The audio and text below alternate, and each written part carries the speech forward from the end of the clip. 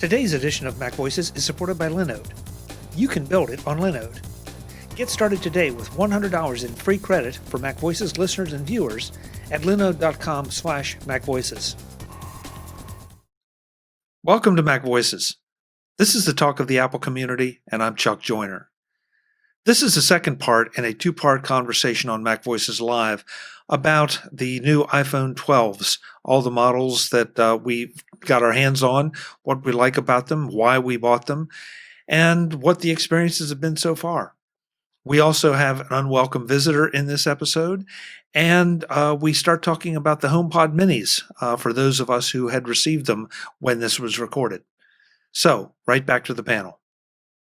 Yeah, and I'm just wondering, all these people that were going out and buying the stainless steel cases, I kept seeing on YouTube, they were complaining about how they were like, fingerprint magnets and all this stuff. And I'm like, well, then why did you buy it? Have none of those people been in a kitchen in the last 10 years and seen a stainless steel None of us have appliance been in a kitchen in the last that are covered in fingerprints? Like, yeah, my mom has one and I just look at it real hard and it gets fingerprints. Like, come on. Yeah. It definitely does attract fingerprints, but for sure. The way I see it, I don't really look at the sides too much anyway. So it personally doesn't bother me. I'm more interested in looking at the front than I am at the sides. Well, so I don't really notice. It up, Right. So I will say, go ahead. If they offered a 12 Pro Mini, I would be there, except I don't want the stainless steel because it would add weight. And the lightness is part of the appeal for me. That's true. Yeah. How much weight does it really add? I mean, I look at these numbers that they keep putting up about extra. Well, just some of these measurements I see of weight that are added to things. I'm like, boy, this is worse than a first world problem for a 3-year-old because it's adding like 1/10 of a gram of. It's like 3 grains of salt sometimes, and I'm like, Frank, I like to call those situations, but like the heavier it is, the worse my posture is going to be. And a little bit can make a big difference, especially when my neck is killing me. Like if a phone's going to screw with your posture, you got to exercise a little more. I do. I've got a real bad back, and it's like, I know what you mean about with the neck. But is that what you're referring to? Just mainly the neck? Yeah. I look down for all my client notes. Yeah, so. Frank, I like to call those nerd world problems. When like a first world problem looks at your problem and goes, "Are you kidding me right now?" That's a nerd world problem. No, nerd world problem is when you're broke. Like all of us with our new phones right now. I should. Yeah. So something I want to know though. I think David just juggled around. Sorry. Is anybody? Because mine just got here today. I decided to go ahead and put a glass screen protector on. I went for a day without it, and it's like, I'm so used to having that, and just even having it in my head that I have that little extra protection that if anything goes wrong, if something gets scratched or whatever, I can just peel it off and put another one on, as opposed to having a stray key or something scratch that beautiful front face, and then I've got to live with it. So I have them. I just haven't had a chance to install them. Anybody else putting them on? No, I've gone without the screen protector for a long time. I just never liked them. The way they would go on the screen for me, that they would bubble up on me all the time, and the dust would get under them if you're not careful enough to get them on right. And I just never liked them. I've gone without them for years, and I've never had a problem. Knock on wood. Even the 11 Pro I'm trading in here, the screen's in immaculate shape for going in and out of my pocket all the time. So. But I'm not a huge fan of them. But I know you like them and others like them as well. But not me. And does it bother you at all? Because as I understand, the 12, the front of the 12, it's flush with the sides. Mm-hmm. Does that cause you more of an opportunity to scratch it? No, I wouldn't think any more of an opportunity. No. Or the No more than normal, which is why I have one, because I wear diamond earrings and I don't care what Apple tells me, and I don't care what Corning tells me, and I don't care what anybody else tells me about how durable their glass is. There is no glass that if I hold my phone to my ear for any length of time doesn't wear 2 little grooves into the screen. So because this is my go-to and they're in my ears 100% of the time, then like, and because I don't wear my AirPods or any other headphones to talk on my phone 100% of the time, I do eventually hold it to my head. So I have glass. I used to do the sticker and have problems like David. You get a bubble, you get dust under it, whatever. And so like those little film protectors, those were always a giant, like the PETA factor in those is just really, really high. So the glass ones go on so much better, so much more smoothly. And I've not had any trouble with them. So like my family, that's usually what I give them is I will go buy the glass for their new phone and the installation is what and then when you buy them, they always come in like 2 or 3 packs. So then I'm like, when this cracks, you call me, we'll peel it off and slap a new one on. And I've just saved you $100 at the Apple store. Go with God, and so, like, that's it. So Corning's got to come up with the Kelly glass next. Pretty much. Yeah. Yeah, and then if they would just get into the clothing business and make pants so Brittany and I can carry them around in our pockets, they'd have it made. But my problem really isn't the pockets. I'm just being a brat about that. My issue really is the holding up for hours on end if that's what I'm doing. But you also got a mini, so you stand a chance of having a pocket that it fits in now. So, well, yes. Andrew, do you since you go bareback with the phone, do you go bareback as far as a screen protector goes? So I do actually have a screen protector right now, and Kelly is like, "Oh, thank God." I kind of am, yeah, a little bit. But see, that seems to be the main debate of, with these new phones, they introduced this new screen technology called ceramic shield, and Apple did say because the screen is flush with the sides now.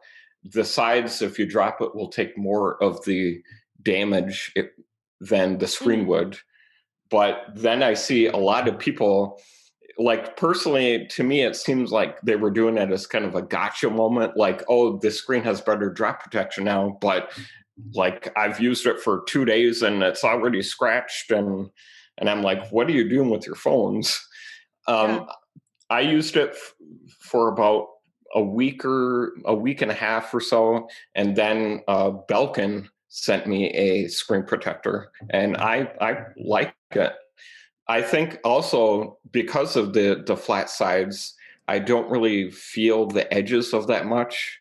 Like when Brittany said, when you're swiping up, for example, I don't really actually feel that the edge between the protector and the glass that much. So I like it. And like with the case.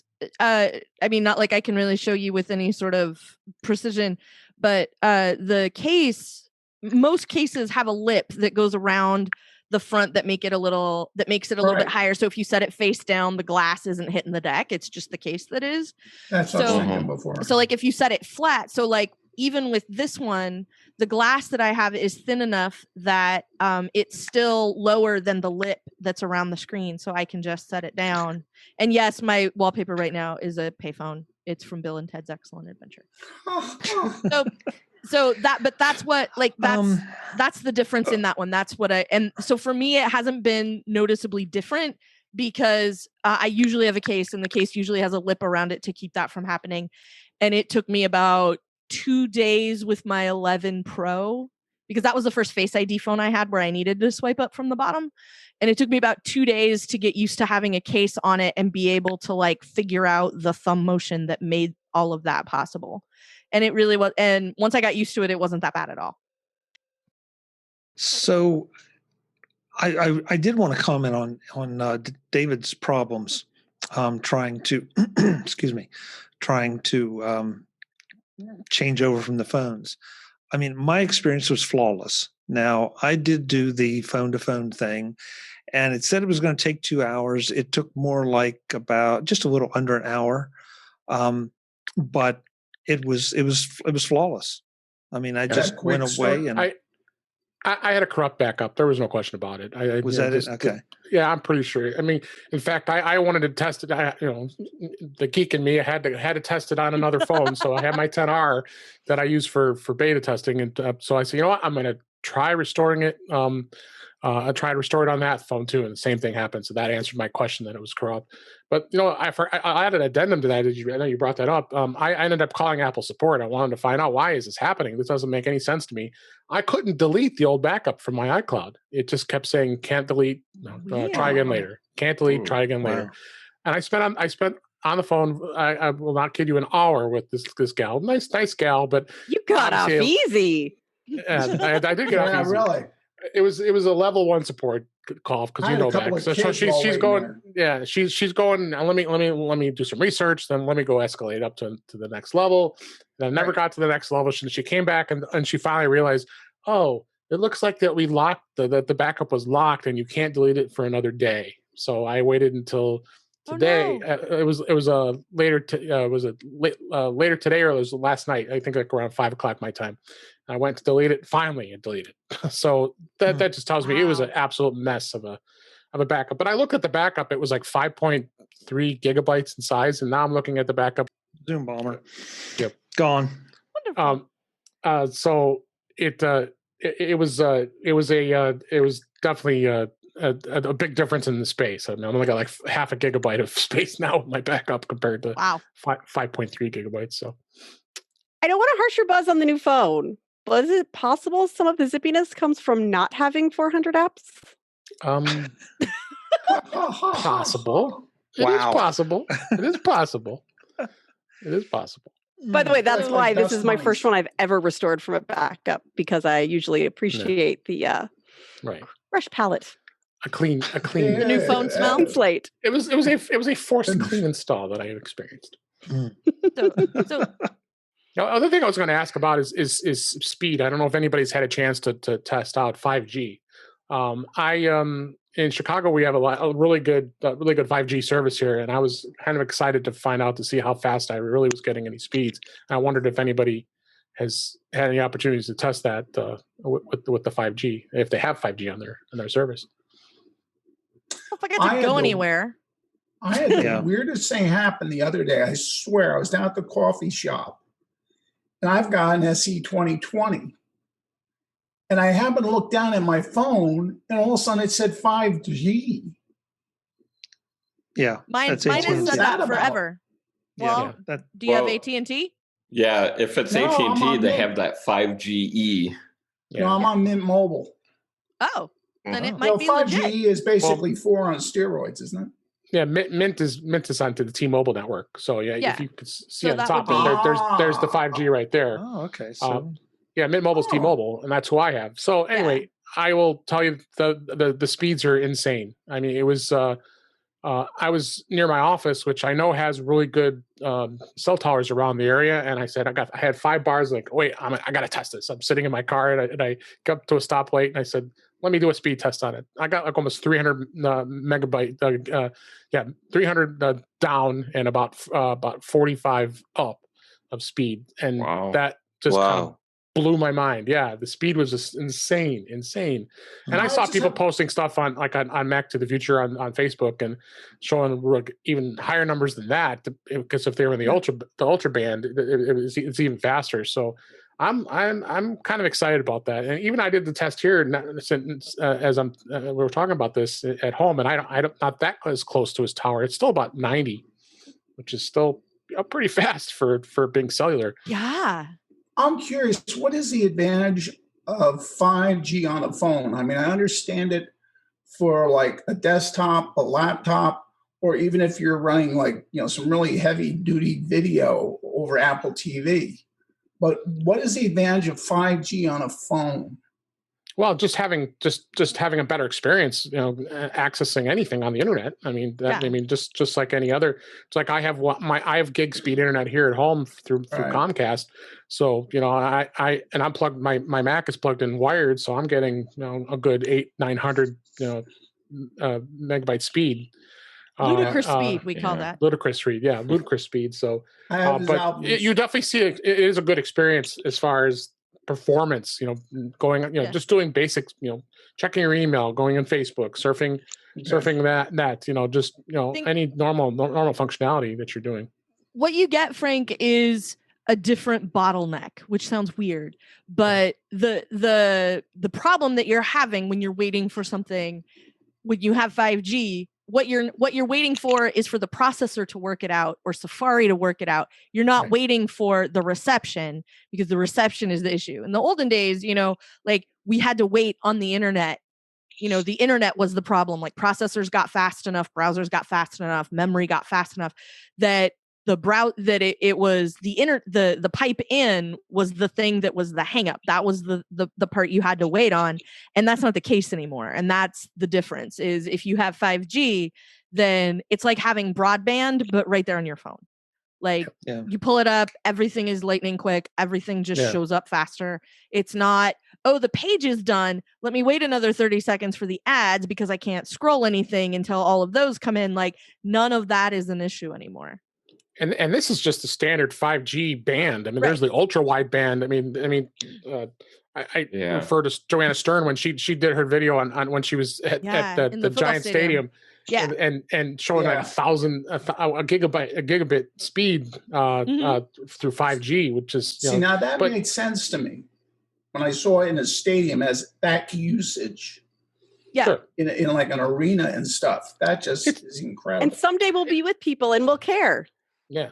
Yeah. Well, again, it was kind of not fair because nobody was in the stadium and they're basically all alone. So in real life, when that stadium is full, you won't have the problem that people have had in the before times when like I would go to a Blazer game, which is only 20,000 people. That's way less than Giant Stadium if my math is correct.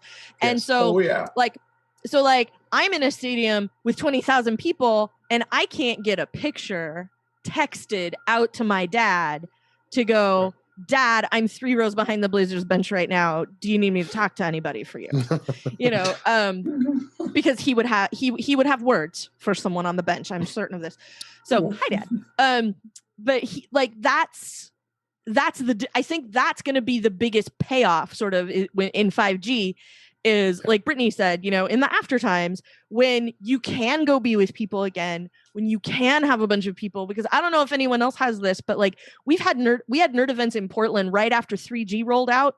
And like, if you got enough nerds in the same place, you could pull down a cell tower. And it wasn't even because we were trying. It's just because we were nerds and everybody was like trying to post a picture to Twitter at the same time and down goes the network, right? Because it was so fragile. And like, anyway. Yeah. So that aside, like that makes it a lot more interesting and a lot more viable to have a whole bunch of people in the same place at once. Today's Mac Voices is supported by Linode. You can build it on Linode. If your idea of fun over the holidays is building and deploying that web server that you've been thinking about, then you need to know about Linode.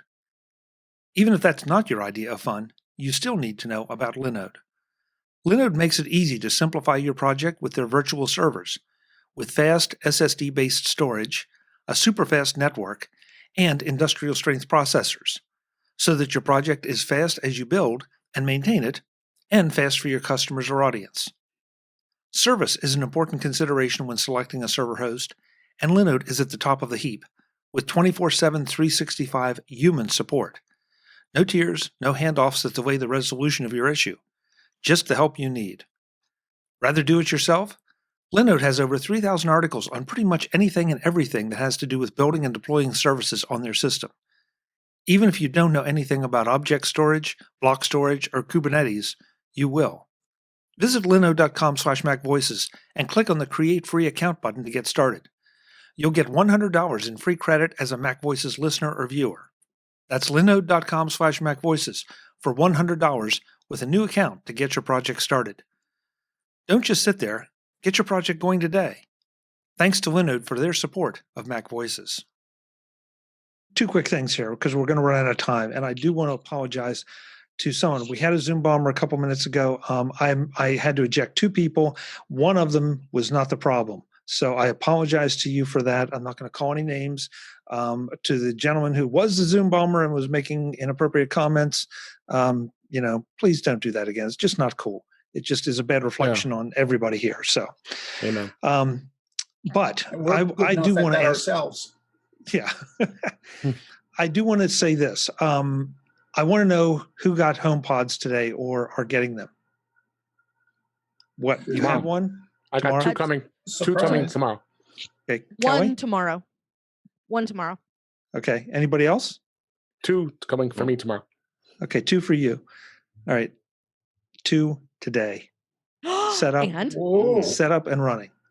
Oh, now we got to hear it. And is it warm in here? Tell us, Chuck.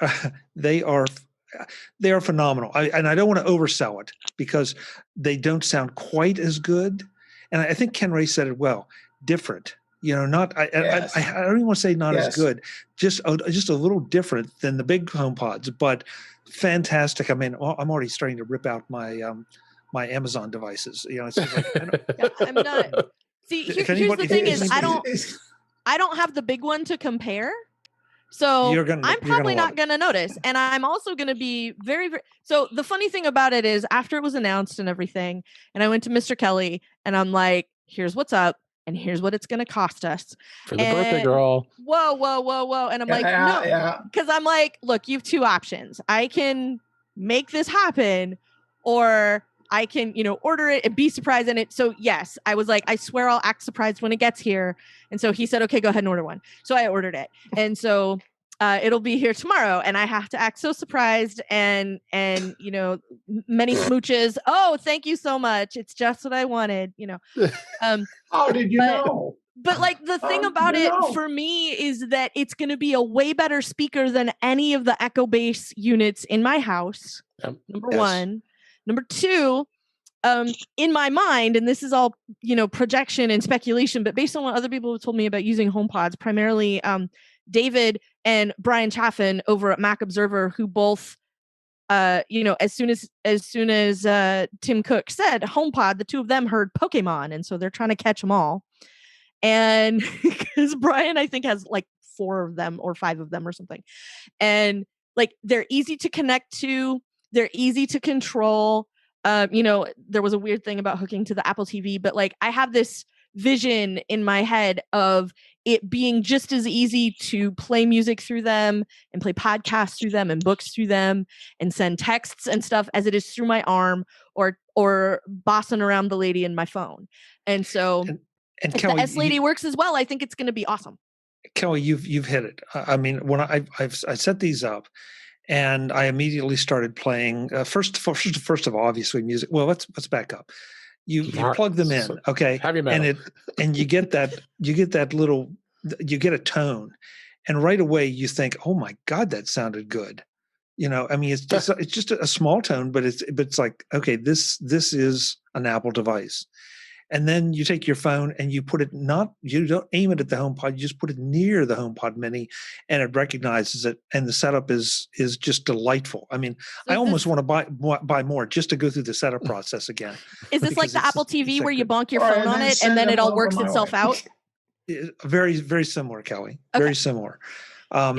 But right away, so once I got everything paired up, then I start playing podcasts and I just select, okay, I want them to go to the HomePods. I want to go to the HomePod Mini. I want to go to the other HomePod Mini. I want it to go to all of them. I want it to go to, it's just a piece of cake. It is so simple. Awesome. I mean, I can't stress this enough. You guys are going to be delighted. That's what I'm hoping for. Yeah. If anybody has not ordered one, man, jump on it. Because I'm telling you, this is just such a superior experience to any of the other devices. I got no place to put it. I mean, look at my place. I've got the 2 Audio Engine 2 Pluses, and then I can crank the place. Well, that's true. My spatial audio, my AirPod Pros. But the other thing that struck me as I was walking around playing with this is, ouch for Sonos, because this is really. Yeah. And and I find it so much easier to do because it's an Apple device within my ecosystem. Yeah. And this past week, the Sonos Move, they cut the price $100. They're selling it for $299 now. Yes, this past week. Yeah. So the other piece of it that was interesting, Chuck, part of my pitch, I guess, was when I was talking about this with Mr. Kelly, and he says, well, what are you going to do with it? Like, what's it for? What's the point? And I said, well, I'd like to replace the Echo Bass here in the kitchen because it'll play music, which is what I'm usually doing when I have my phone sitting on the end of the counter. It'll play podcasts, it'll play books, it'll do all of the stuff I want to do, but I'll be able to actually hear it, instead of hearing like the speaker out the bottom of my phone. And because it's been a giant pain in the neck, again, for the second time tonight, high PETA factor, way too high of a PETA factor for trying to get the Bluetooth connection from my phone to use the Echo Bass as a speaker, but not like talk to the A lady at all. And like, it's too much. Number one, it's too much work. Number two, yes, it's more expensive than say an Echo Dot, but like I told you, when we talked about it in the first place, I was like, the bonus of this is, the extra that I'm paying over the Echo Dot is privacy. Like Apple doesn't do anything with any of the stuff that I tell the S lady to do. They're not interested in my, like they know I bought a HomePod and that's the only part they're interested in, and they're good not knowing the rest unless I authorize that like the S lady recordings can phone home or whatever. See, I'm curious, does the A lady tell you to kick the S lady out of the house?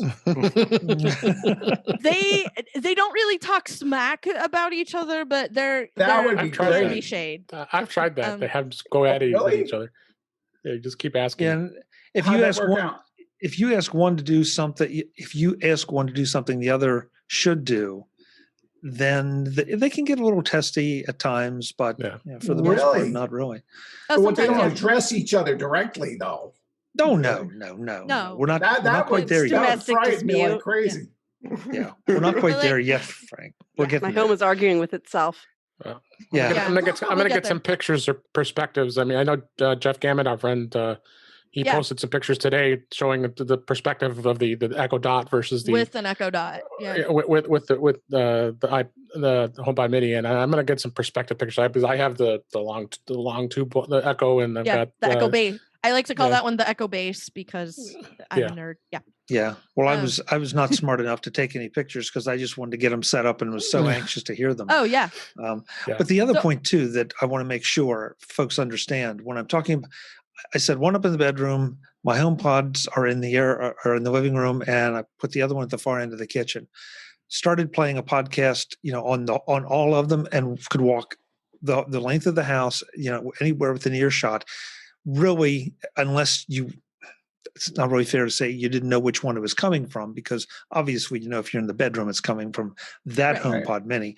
But that said, no delays, no echo, no nothing. It's all just like completely. It figures it out and syncs it all up. Office. Yeah, I want to get. I feel like part of the utility in my house is going to come from a second one somewhere with like the intercom system and being able to do some of those things. I feel like that's going to be that. I think that's going to be a little nicer. If I can convince Mr. Kelly he wants one for his birthday or something. So we'll have to see. But so I wanted to say something really quick, Chuck. Speaking of tone, you said, when you plug it in, it makes this little sound. Did anyone else notice, because this was the thing that stood out to me in the laptop videos, was when people opened it up and they got the startup noise and they showed like 2 or 3 people in a row that went, the sound is back. And I was so excited to see that I don't have to go bust out the terminal and go do some jiggery pokery in the system in order to get the sound back. I'm so pleased. And I just needed to pitch that out there and say how excited I am that when I get my computer and open the box and I open the top as it should be, I will hear the appropriate sound. There's an actual setting if you want it off too. Yeah, which is good. And the before times when I was in public and my computer would restart, I did not want it to do that. Don't they ask you at the Apple store if you're going to do that? Because if so, I don't think they'll sell it to you. No, I don't think so. And that may be something we're talking about. I wouldn't know. My Apple store closed in May and hasn't opened since, so I couldn't say. So that may be something we talk about next week on MacVoices Live. But for now, we're out of time. Depending when my computer gets here, I will let you know how exciting the sound actually is. I want to make sure we go around the table and let everyone know where you can find you. And since everybody juggled themselves around, now I'm going to have to do a reorder. So, Brittany, guess what? You get to go first. Woohoo! Yay! Right. Hi. You can find me as ADD Liberator on Twitter, and most of my stuff for my website is conquer.consulting. And next week, I'm going to be a guest on the Focused podcast on the Relay Network, and I'm pretty excited about that. Cool. Congratulations. Yeah. Hey, thanks for stopping by and sharing your mini stories. Thanks so much. Mini for the win. Andrew. Well, thank you for jumping in here. Even though you didn't get too many words in edgewise, at least we got you in. Yeah, this was still fun. Thanks for having me. You can mostly find me on Twitter. That's besides Reddit. That's where I mostly hang out. And you can find me at the username @AndrewOrNot. Perfect. Let's see, Kelly, you're up. Well, what Andrew is not telling you is that you can also find him over at macobserver.com covering news, mostly security, and occasionally on the Daily Observations podcast. Yeah, Andrew has a lot of words. Like, he doesn't have all that many words, but most of them are over at macobserver.com. Like, let's just get that out there. You can also find him. Palms. You can also find him on the Daily Observations podcast with me. I host it 5 days a week. Andrew is there every Friday for Security Friday until the day that we end up not having any security news to talk about. And as long as there's Facebook, that's not happening. And the rest of the time, you can find me over at the Incomparable Network, where a very interesting episode of the Incomparable podcast dropped just today that I am on. And you can find me the rest of the time on Twitter, where I am Verso. Perfect. Thank you, Kelly. Thanks for being here. And happy Life Day, Chuck.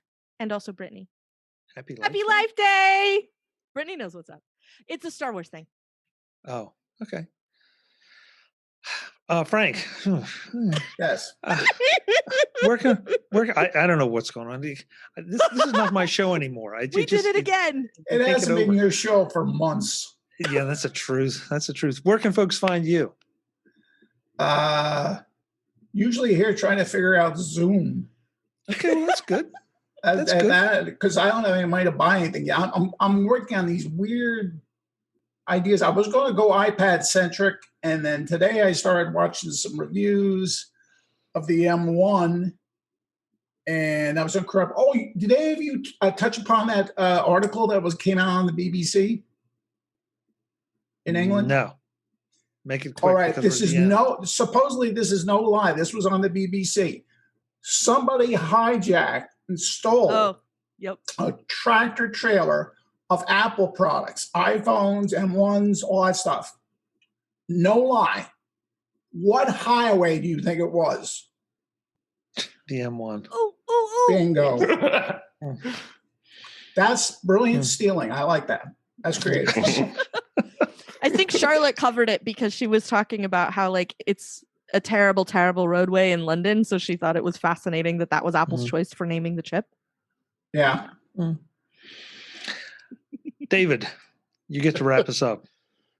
First off, happy birthday to Kelly. We forgot to wish her a happy birthday. And you can find me on In Touch with iOS at intouchwithios.com. And Warren and I just did a review of our iPhone 12 Pro Maxes. We both got them at the same day, and we delayed the show for a few days and recorded on Sunday, so we could have enough time to at least give us a good review of them. So go back and listen to that show. That's the most current episode. And you can find me on Twitter at DaveG65. Great. Thank you, David. Thanks for having me. Folks, thanks so much to all the panelists. Thanks for the guests that came in and out. Sorry about the Zoom bomber. That will disappear in the edited version of the show, but it's one of those things. People just can't let you have anything nice, unfortunately. Yeah. But we try to keep this nice every Tuesday at 8 p.m. Eastern on Facebook, I hope you'll come back and join us next week. We will be probably talking about those who received the M1 Max. We'll see how it goes. But until then, as always, I'm Chuck Joyner. Thanks for watching. Visit MacVoices.com for show notes and to connect with Chuck on social media. Get involved in our Facebook group or like our Facebook page, and get more out of your Apple tech with MacVoices Magazine, free on Flipboard and on the web. And if you find value in it all, consider supporting us through either our Patreon campaign at patreon.com/MacVoices or by making a one-time donation via the PayPal link on our front page and in the show notes of each episode. You will join these fine people who help bring you Mac Voices.